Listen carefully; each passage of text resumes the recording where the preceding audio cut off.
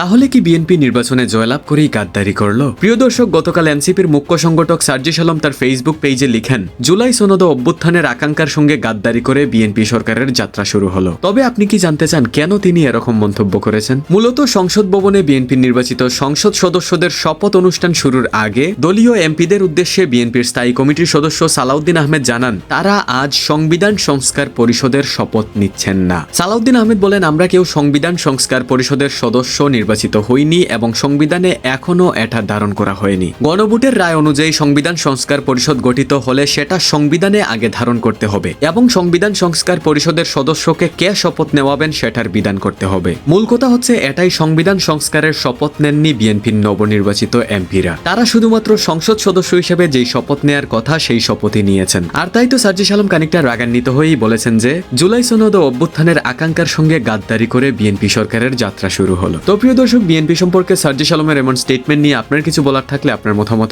অবশ্যই কমেন্টে জানাবেন।